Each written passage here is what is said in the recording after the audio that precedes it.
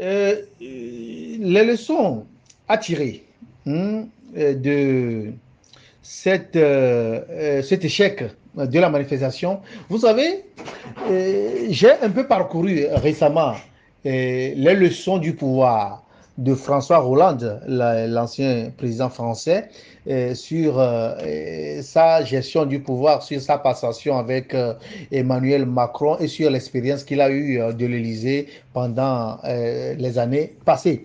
Et il y a une phrase qui a retenu mon attention.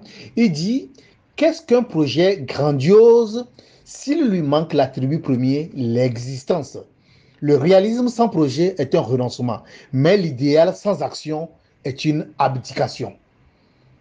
Alors, je peux répéter la citation de François Hollande. Il dit, qu'est-ce qu'un projet grandiose s'il lui manque l'attribut premier, l'existence? Le réalisme sans projet est un renoncement, mais l'idéal sans action est une abdication. Et je m'en vais ramener cette citation de Hollande à l'image de la dynamique Poduro. Depuis que cette dynamique est créée, on semble comprendre qu'il y a un zézément. Il n'y a pas d'objectif assez précis pour mener la lutte. Et il y a des acteurs multiformes. On a l'impression que Monseigneur Toduro est en train de revendiquer avec son âge avancé le leadership de cette dynamique de façon indiscrète dans la mesure où il s'en contente, il appelle à des manifestations, il maudit dans tous les sens. Et au même moment, Agbemé Kodio aussi semble mener le leadership. Et ils sont tous, du moins dans la même direction, mais prennent plusieurs sens dans le fonctionnement et dans l'appel à la mobilisation. Et avec ce paradoxe, on ne peut pas arriver à bout.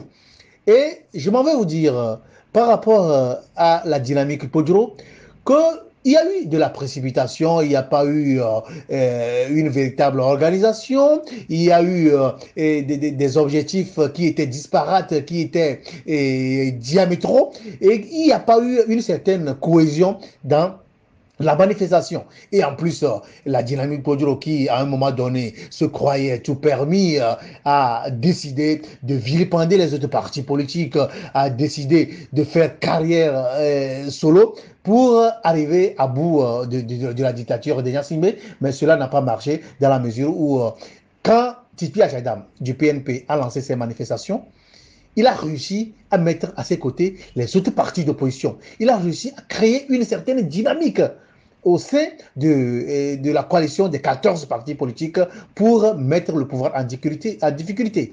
Mais Agbemé Kodjo, qui est un habitué de la maison du parti RPT et Unir, qui est au pouvoir, qui a contribué au tripatouage des tests pour corser les libertés fondamentales, et qui est connu de la maison, qui pendant qu'il menait une campagne électorale, continuait à échanger avec les barons du parti pour demander tantôt du champagne, pour demander tantôt de l'argent, pour continuer sa campagne parce qu'il avait un objectif d'annihiler et de neutraliser la l'ANC. Mais voilà ce monsieur qui, à un moment donné, est pris au piège par ses propres militants, du moins les membres de la dynamique Kodiro, ne peut plus s'en sortir.